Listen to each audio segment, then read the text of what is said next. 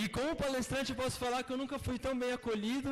Essa é a vista do hotel, maravilhosa, da cidade. Obrigado. Bom, queria começar assim, no coffee break, não sei quem percebeu, mas tinha muita gente usando celular. E agora, com os celulares, assim, já que quase todo mundo tem um celular com um dispositivo com um poder de processamento alto e fica usando software o dia inteiro. E o dia inteiro, tanto no coffee break, quanto em casa, quanto, sei lá, para assistir um Netflix, ou então para trabalhar também. Principalmente a gente da tecnologia passa o dia todinho olhando para uma tela, usando software. Mas é estranho assim um pouco, porque tem muito software ruim ainda. Como que tanta gente usa software? A gente já escreve software há bastante tempo, não muito em escalas de seres humanos, mas bastante tempo. E a gente já está passando até para coisas como VR, e as pessoas estão começando a, sei lá, viver dentro de um software. Pelo menos se vocês acompanharam as coisas que o Facebook tem lançado em realidade virtual, e parece que a galera vai começar mesmo a, sei lá, assistir jogo, ficar conversando com os amigos, tudo dentro da realidade virtual. E o software vai ser cada vez mais presente na nossa vida. E, pô, imagina você usando um software no VR e ele começa com um monte de bug estranho. Sei lá, é como se sua realidade começasse a bugar, porque aquilo virou a realidade. E aí? Pô, antes da gente chegar nisso, seria legal a gente, pelo menos, tentar começar a resolver um pouco desse déficit que a gente tem na hora de desenvolver software. Porque eu não sei vocês, assim, mas em todos os projetos que eu já trabalhei, tem muito bug. Muito bug. Não importa, o último projeto que eu trabalhei, a gente começou com uma stack de desenvolvimento toda nova, uma galera com muitos anos de experiência, todo mundo já tinha trabalhado com aquela tecnologia que a gente usou, e mesmo assim, tem semanas que a gente passa um time de 10 pessoas resolvendo bug. E muitos desses bugs, eu acredito que não precisariam existir. Que a gente pode usar a tecnologia a nosso favor para evitar que eles sequer apareçam. Bom, eu sou o Hugo Bessa. Esse é o meu Twitter. E eu sou desenvolvedor front-end na TopTal, assim como o William Justen. Eu trabalho no Core Team, mas eu trabalho numa área totalmente diferente da dele. E a gente nem se conversa, eu conheci ele hoje. E eu vim falar sobre os tipos escondidos na sua UI. E como esses tipos que estão lá escondidos e que normalmente as nossas ferramentas não tornam fácil a gente descobrir que esses tipos e aqueles dados estão lá, e como isso é prejudicial. E quando você desenterra esses tipos escondidos, como isso pode fazer com que você evite um monte de bug.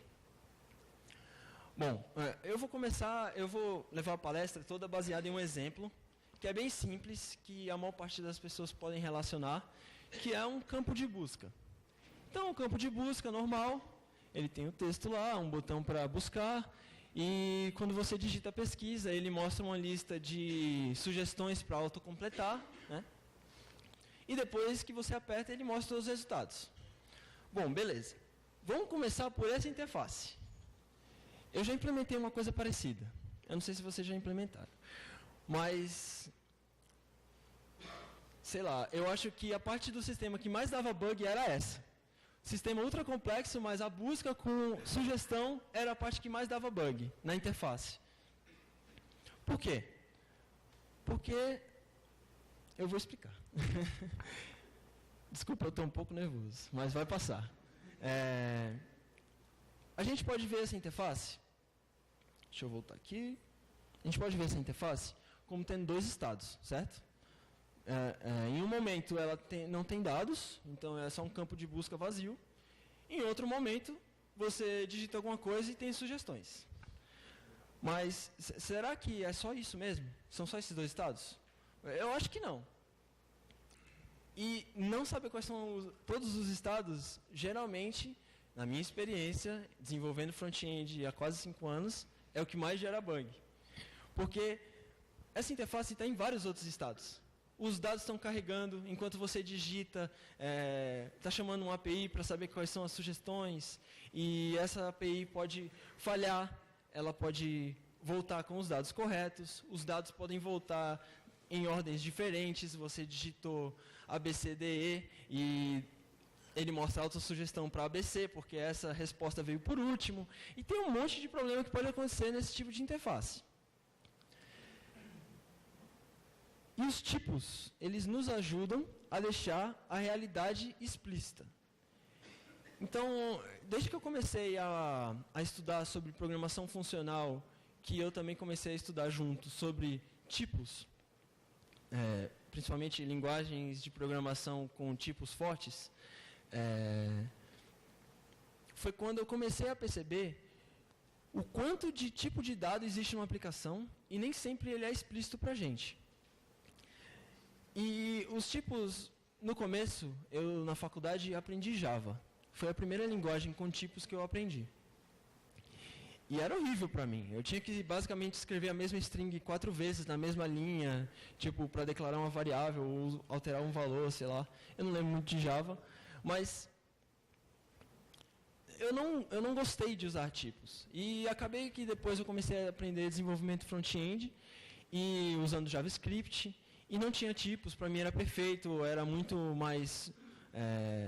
eu precisava escrever bem menos código, eu não tinha que me preocupar em declarar os tipos e fazer todas aquelas coisas que eu não entendia por que ele existe. Por que eu faço isso se sem tipos funciona do mesmo jeito? Bom, com um tempo de carreira, eu acabei aprendendo que é exatamente por esse motivo. Esse é o principal motivo para mim, pelo menos. Que eles me ajudam e ajudam o meu time e a minha empresa a deixar os tipos de dados explícitos. Então, durante a palestra, eu vou usar alguns exemplos na linguagem Elm. Eu não vou falar sobre Elm, fazer uma introdução, eu só vou usar a linguagem. Ela é bem simples, assim, em sintaxe, ela não tem muita sintaxe, e eu vou explicar, mas se vocês tiverem alguma dúvida, pode me perguntar se algum código não ficou claro. Às vezes é claro para mim porque eu estou usando há muito tempo. Mas isso é uma declaração de tipo no Elm.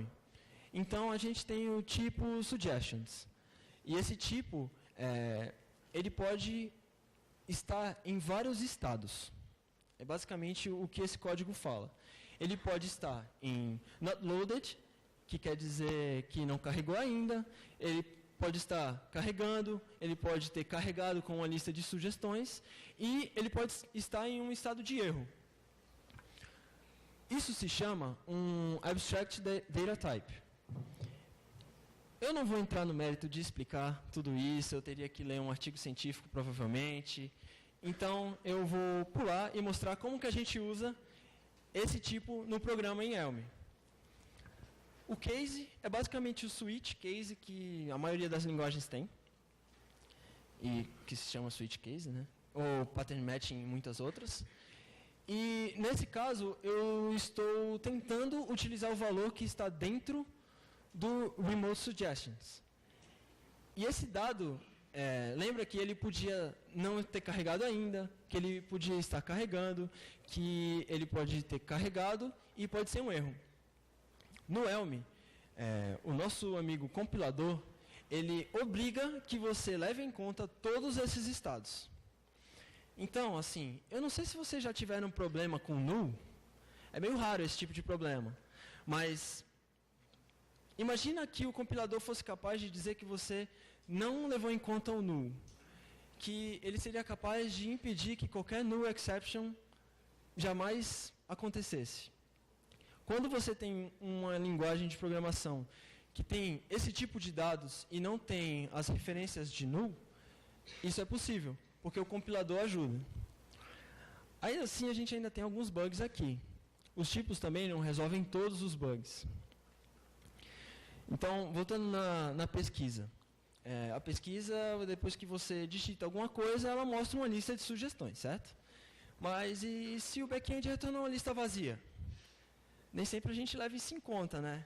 durante o teste, principalmente os times que não têm uma cultura de teste manual forte, que apesar de os testes escritos serem muito importantes, os testes manuais, principalmente para a interface, ainda são essenciais para garantir a qualidade, mesmo que você torne esses testes depois automatizados.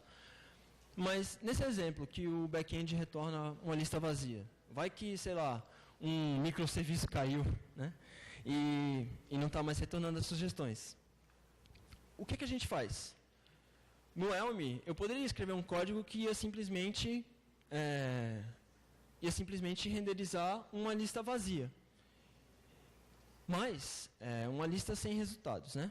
Mas, isso é porque eu estou usando o tipo errado.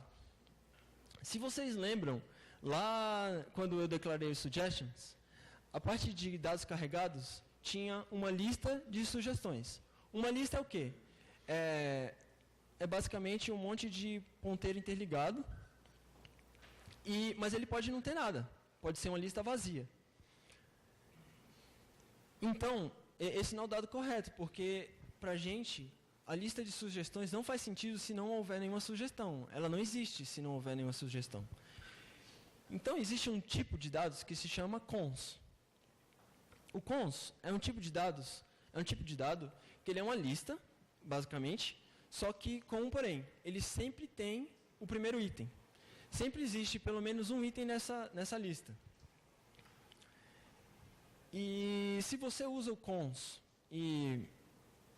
na sua aplicação para essa parte, o nosso amigo compilador ia ler todo o seu código, um monte de bit lá, um monte de coisa, e ia ver, você não está levando em conta quando o cons não existe. Ou você tentou criar um cons sem ter um item. E o compilador ia achar esse tipo de erro para a gente. Então, mesmo tendo os tipos, não adianta só ter os tipos. O que eu acho que é uma coisa que acontece bastante, né? A gente usa uma linguagem de programação com tipos, mas acaba usando os tipos mais genéricos que ela oferece e não protege realmente o nosso código de bugs por causa disso, porque os tipos não foram declarados corretamente. Então, na nossa lista de sugestão, continuando, eu quero implementar uma função de selecionar os itens da lista. Então, você digitou alguma coisa e clicou na setinha para ir descendo a lista de sugestões e escolher qual é a que você gostou, né? Então, clicou, opa, calma aí, selecionou um item que não existe. Mas como isso? Bom, você pode evitar que isso aconteça usando, né, uma condição. Se o item selecionado que a pessoa clicou chegar no último e o item selecionado não existir na lista, põe que vai ser o primeiro, então vai voltar para o topo, ou então só mostra, seleciona da lista mesmo. Mas isso não funciona, ou não é o melhor jeito de fazer isso. Porque, pelo menos durante o tempo que eu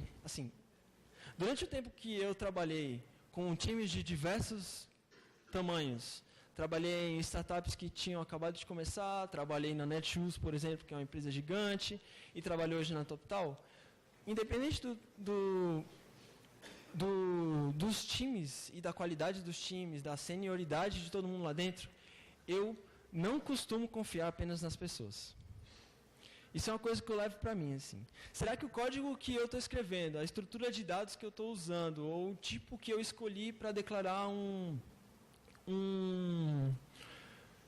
tipo que eu escolhi para ser daqueles dados, será que ele depende que eu confie nas pessoas de utilizarem ele corretamente? Por exemplo, a lista, eu poderia confiar que as pessoas iriam checar se ela tem um item ou não. Se ela tem pelo menos um item, para esconder aquele outro.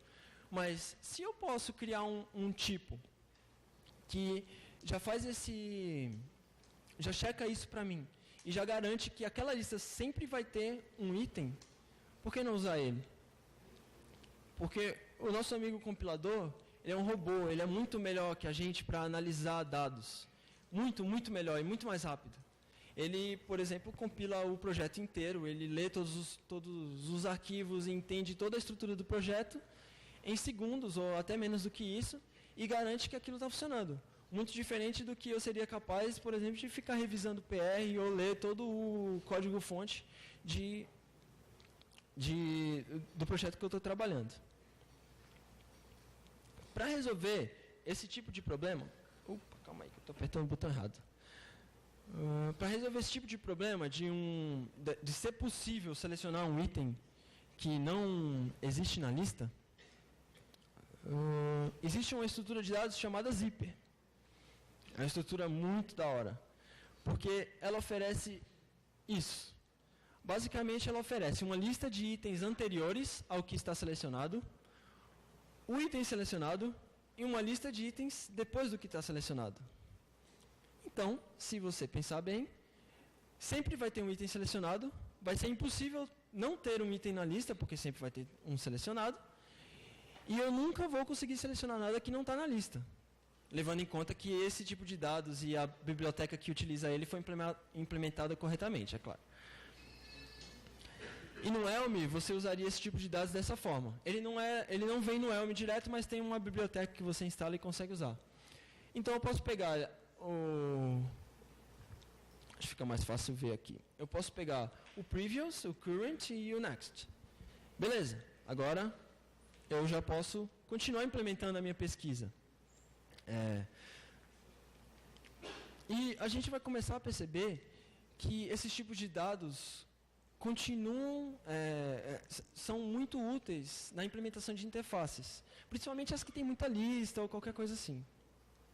Então, vamos avançar na implementação da nossa busca. Pesquisei, escolhi uma sugestão que eu queria, aí apertei Enter, bum, apareceu os resultados. Bugs. Vai ter bug aqui. Porque, será que todo mundo vai lembrar de implementar o estado de carregando, o estado de carregado, o estado de sem resultados? Nem sempre. Um que eu vejo que é muito, muito comum é errar em um estado de carregando. Quantas vezes você já usou um site, fez uma pesquisa, principalmente SPA, assim, feita com React e tal, ou outras bibliotecas, que você pesquisa, um exemplo é o Unsplash, que o William adora. Você pesquisa, sei lá, iPhone. Na hora que você aperta Enter, ele vai para a página de pesquisa, aí aparece assim, pesquisa, 0 resultados. Poxa, acabei de pesquisar, será que não tem nenhuma foto de iPhone aqui? Aí dá 2 segundos, puf, iPhone pesquisa, 300 resultados. Aquilo foi porque alguém esqueceu de implementar a página de carregando. E, pô, o Unsplash é um projeto bem grande, utilizado por, sei lá, milhares, se não milhões de pessoas todo mês. Por que as pessoas esqueceram de implementar o estado de carregando? Muito provavelmente porque a linguagem que elas usam, ou o tipo que elas usaram, não deixava fácil tratar o caso de que aquele dado ainda estava carregando. No Elm, se a gente usasse aqueles dados lá que eu mostrei no começo, de que o dado não foi pedido, o dado está carregando, carregou ou teve um erro, o desenvolvedor seria obrigado a pelo menos ignorar os outros. Mas ele teria que ignorar explicitamente, ficaria lá no código, que ele ignora todos os outros estados. E normalmente, a pessoa, poxa, o compilador ia reclamar, você só está levando em conta quando os dados estão carregados. Leve em conta também quando não carregou. Bom, aí deixa eu falar um pouco sobre os sem resultados. Lembra do nosso amigo cons? Bom, lembra que ele é uma lista que sempre tem um item? Se a nossa lista de resultados, quer dizer, se os nossos dados de resultados é um cons e não uma lista, a nossa interface teria que levar em conta que talvez voltasse nada.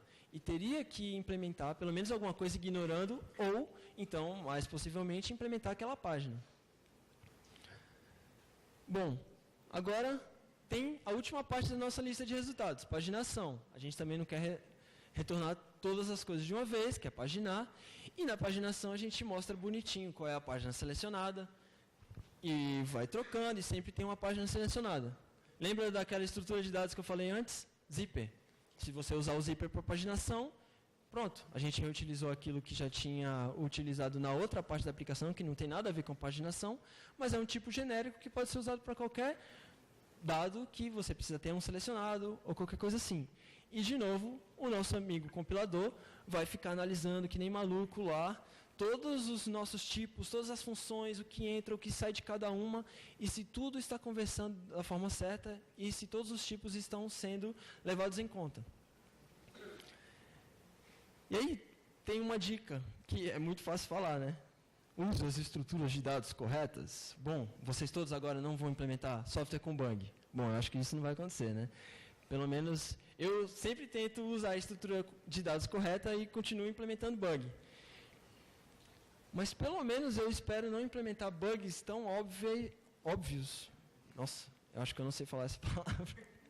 Óbvios. Talvez seja. Bom, ok. E que seriam perturbadores para os usuários. Mas a gente não precisa chegar na realidade virtual para bugs de software serem altamente perturbadores. Quem aqui já precisou usar um serviço do governo? Um web app. Bonitão lá, design moderno, feito pela IBM, ou sei lá, qual consultoria fez para o governo. Mas, cara, eu precisei, por exemplo, mudar o endereço de fatura da conta de energia, porque agora eu sou inquilino, eu quero receber a conta no meu nome. Eu demorei, sei lá, uns 3 dias tentando batalhar com o app React bonitão deles lá, porque ele começava a quebrar do nada e fazer um monte de coisa estranha, e eu não conseguia mudar a conta de luz, eu perdi a data, eu tive que pedir para o proprietário pagar, tive que transferir para ele, paguei a transferência, todas essas coisas porque o software não funciona. E talvez alguns de vocês aqui trabalhem com software para o governo, ou alguns de vocês trabalham com software para pessoas, ou alguns de vocês trabalham com software para empresas. Em todos esses, se a gente implementa bugs, alguém vai ser prejudicado. Em algumas empresas isso é muito mais sério, é claro. Por exemplo, na TopTal, se eu implemento um bug no meu projeto, os clientes simplesmente não conseguem pagar as contas e pagar uma pessoa que eles devem dinheiro, eles não conseguem contratar mais pessoas e eles não conseguem, sei lá, ver os dados de contato com quem eles trabalham. É bastante sério para as empresas que trabalham com a TopTal que o nosso software esteja funcionando sem bugs. Mas software é aquele negócio que, tipo assim, às vezes eu estava pensando, poxa, um engenheiro de civil, ele deve passar muito tempo pensando naquele prédio, porque, sei lá, se dá um bug num prédio, morre todo mundo que está lá, né? Não dá para, sei lá, fazer um hotfix em produção lá, meter uma estaca de ferro lá e segurar o prédio. Talvez dê. Lá em Santos, um monte de prédio começou a entortar e a galera fez basicamente isso. Mas eu estava pensando, qual é a diferença das práticas deles, que eles conseguem, sei lá, fazer construções ou pontes ou coisas que muitas pessoas necessitam e usam, que duram centenas de anos. E eu não consigo desenvolver um software, uma coisa simples, para fazer pessoas contratarem outras. E manter ele em pé, sei lá, uma semana sem ter algum bug, sem ter algum problema que prejudique um usuário. E eu acredito que isso está relacionado a gente ainda não conseguir escrever software com as práticas corretas. É muito fácil também colocar a culpa no desenvolvedor, né? Mas é claro, pelo menos nos lugares onde eu passei, os ambientes que a gente trabalha também não são muito propensos a gente passar um tempo pensando sobre o que vai fazer, ou ter uma ideia do que o plano do projeto, para onde aquele projeto vai, o que está na cabeça do diretor, se preparar um pouco para o futuro. Nem sempre dá para fazer isso, né? Mas nos tipos eu encontrei a solução. A gente pode falar assim, né? A solução de pelo menos aqueles bugs idiotas. A solução daqueles bugs de selecionou o item errado da lista e o usuário perde onde ele estava e não consegue, tem que recarregar a página. Ou então, o que dói na minha alma muito quando eu tenho que falar isso para um cliente. Para o cliente não, né? Porque tem a pessoa de suporte e ela tem que falar para o cliente, você pode, por favor, limpar os cookies? Poxa, por que a gente tem que falar isso para o cliente?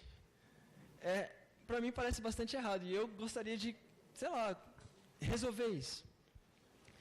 E no meu projeto atual, eu trabalhei como líder nesse projeto durante 1 ano. Então, como um bom gerente, eu tinha bastante tempo na minha mão e bastante tempo livre. E eu fui lá e dei uma olhada no Sentry, que é a nossa plataforma que basicamente agrega todas as exceções JavaScript que aconteceram enquanto os nossos usuários estavam usando o nosso aplicativo. Beleza. Eu comecei a olhar, com bastante tempo, eu fui olhando todos os bugs, né? E eu percebi um padrão. Quase todos os bugs. Eu acabei não fazendo uma estatística e uma porcentagem correta, mas eu posso chutar aqui um chute que provavelmente... É um chute, é claro que é provavelmente. Bom, vai lá. 80%. Vou falar sem referência, né, que nem a galera de marketing. 80% dos bugs no projeto eram de tipos. Provavelmente era mais. Sério. Era um undefined, algum dado que o back-end a gente assumia que nunca ia vir vazio, mas veio. A TopTal é uma empresa muito grande e a plataforma que a gente constrói tem, sei lá, eu acho que eu nem posso falar a quantidade de times, mas eu posso falar que, sei lá, tem quase 20 times de desenvolvimento, com muitas pessoas dentro desses times, e você imagina que todo mundo trabalhando no mesmo projeto, ou quase no mesmo projeto, uma hora alguém vai pisar no pé do outro, né?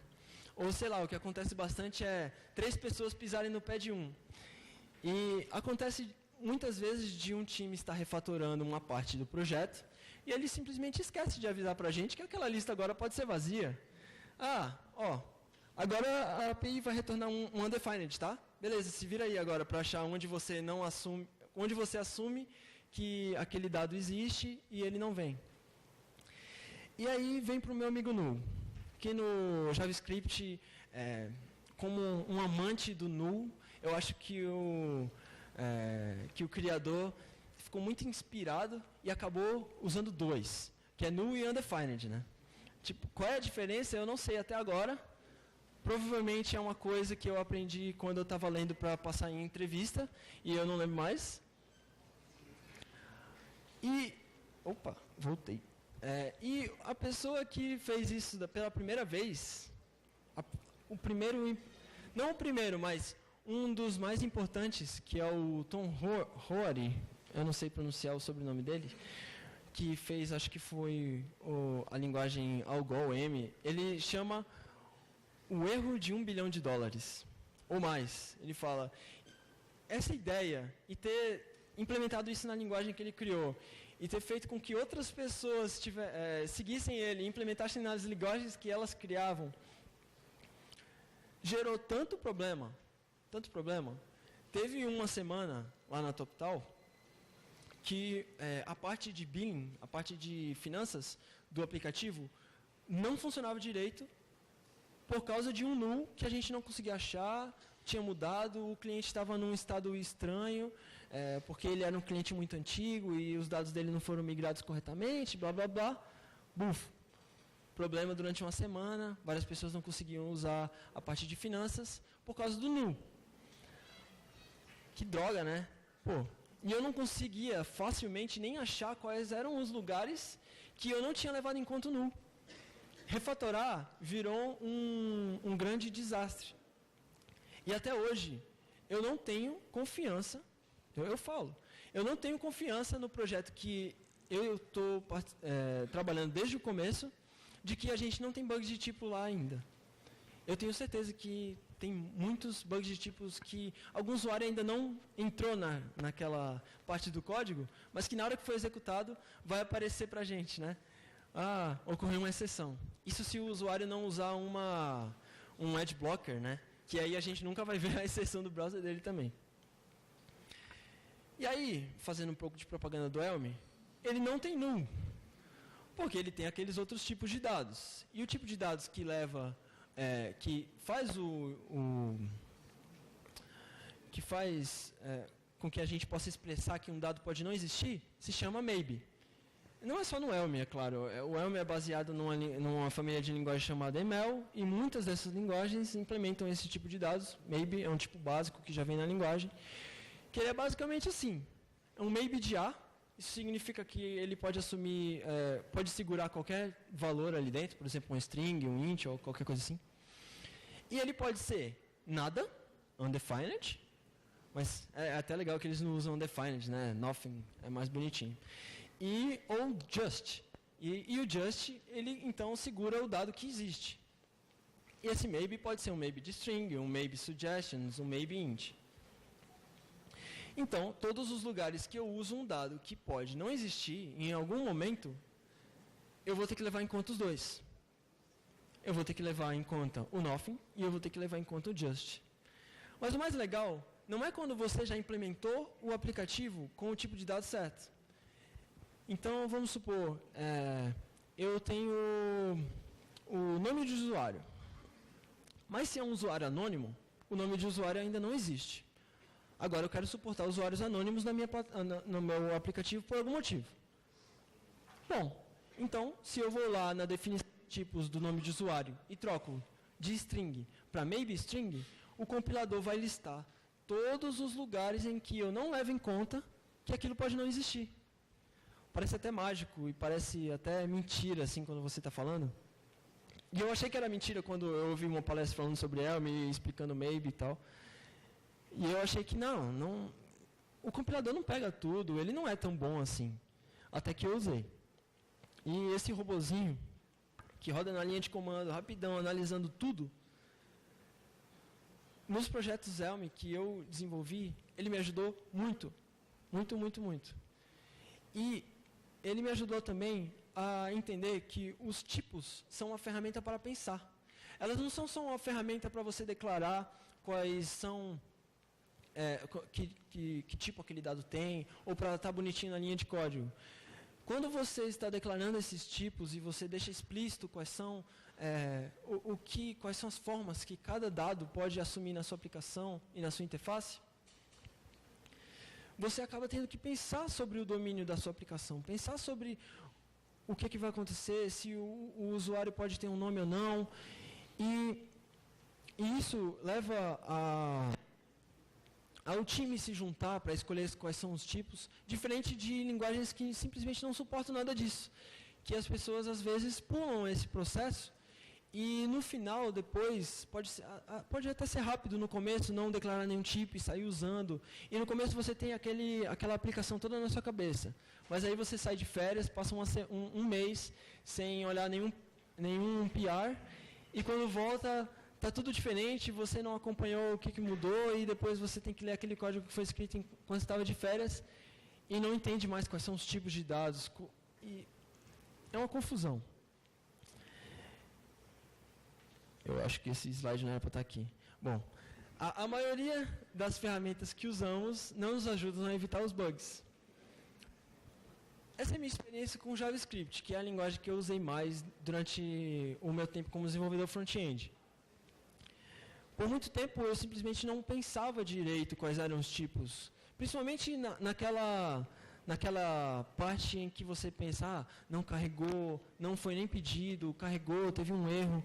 E o erro, né? O erro é sempre aquela coisa que a gente esquece. A gente esquece de lidar com quando alguma coisa dá errado. E como o Milhouse, que eu não estou achando aqui agora, falou, uma das falácias de sistemas distribuídos ou sistemas em geral é que não ocorrem erros. Tudo sempre ocorre bem, não tem nenhum problema. Essa não é a minha experiência em nenhum projeto que eu trabalhei. E para mim, assim, a lógica de negócio, tentar expressar em código e escrever tudo aquilo que a empresa precisa para o negócio funcionar, já é tão complexo. Eu posso usar o exemplo da TopTal de novo. É só contratar freelancers, é só pagar uma conta. Mas tem tanto detalhe, tem tanta coisa pequena que a gente tem que levar em conta na parte de lógica do negócio, até na interface. não que a lógica de negócio esteja na interface, no nosso projeto, mas tem tanta lógica na interface que a gente tem que levar em conta que seria muito bom tirar a carga de pensar as outras coisas, de pensar que eu tenho que lembrar sempre que tem um null aqui, ou de pensar que aquele dado pode estar carregando ou não. Se o compilador avisa para a gente, não é melhor? Os times precisam de ajuda. Todos os times precisam de ajuda para desenvolverem software sem bugs. E já vai ser uma carga suficiente de bugs, os bugs que a gente implementa na parte da lógica, que nenhum tipo vai conseguir salvar a gente de adicionar esse tipo. Mas se a gente ganha um pouquinho de ajuda para os outros, legal. E tão importante quanto criar um software é manter. E quando você tem um software escrito numa linguagem que te ajuda a pensar sobre aquele sistema, que quando você muda um tipo, ele te avisa onde você está usando aquilo errado, vai ser muito mais fácil manter. Cada pessoa, eu tenho certeza que quem tem mais tempo de experiência aqui, ou trabalhando num projeto por mais de um ano, vai saber que parece que a cada semana do projeto fica mais difícil fazer uma mudança simples. E aí, acaba que a gente tem aquelas empresas com centenas de desenvolvedores. E de fora, ninguém vê o que esses desenvolvedores estão fazendo. De fora, não implementa-se nenhuma feature nova, porque a pessoa está presa, refatorando uma parte do código, ou então tentando resolver os bugs de tipo que aparecem. E ainda os bugs de lógica, que são ainda mais difíceis de resolver. E o mais louco, e o mais legal, e o mais interessante é que isso, tudo que eu estou falando, já existe. Já é utilizado por muito tempo. Haskell está aí há, sei lá, dezenas de anos, ou mais até. Não, mais do que isso não, é claro. Dezenas de anos. E tem outras linguagens também. Elm agora no front-end. Tem outras linguagens que ajudam a gente a ter uma parte desses benefícios, como TypeScript, que ajuda a colocar tipos no JavaScript. E as outras linguagens do back-end, que também suportam tipos, como C#, Java. Isso já existe hoje. Então, eu desenvolvi essa palestra mais como um convite para vocês repensarem como utilizam tipos nos seus projetos, ou se não utilizam de forma alguma, não conhecem nenhuma linguagem suficientemente que suportam tipos, deem uma olhada nisso, porque ela pode ser capaz de resolver muitos dos problemas que você tem automaticamente, porque esses problemas simplesmente, na forma como aquela linguagem foi escrita, eles desaparecem. E é claro que calma também, né? Aprender todas essas coisas, para mim, levou bastante tempo. Eu estou estudando Elm há 2 anos e meio ou mais, fazendo vários projetos, fiz o meu TCC e fiz vários projetos. Ainda não tive a chance de trabalhar em alguma coisa profissionalmente, e demorou muito para mim, para eu entender como é que o Maybe funcionava. Às vezes, por mais que o compilador seja amigo e explique para a gente os erros, às vezes eu não consigo entender o que ele fala. E leva um tempo para a gente mudar a nossa cabeça. Mas quanto mais eu estudo com isso, quanto mais eu entro nos artigos científicos, leio sobre o uso de tipos e todas essas coisas, e quanto mais eu fico recebendo aquelas notificações de que clientes estão tendo problemas com o nosso aplicativo, porque a gente não levou em conta um tipo, eu fico mais animado e motivado a estudar e conseguir trazer isso para a minha empresa. Se você quer aprender tipos e não trabalha com nenhuma linguagem de programação com tipos, eu recomendo aprender Elm, porque ele desde o começo foi feito para pessoas que têm pouca experiência em programação, ou que têm pouca experiência em programação funcional, ou que têm pouca experiência com programação front-end.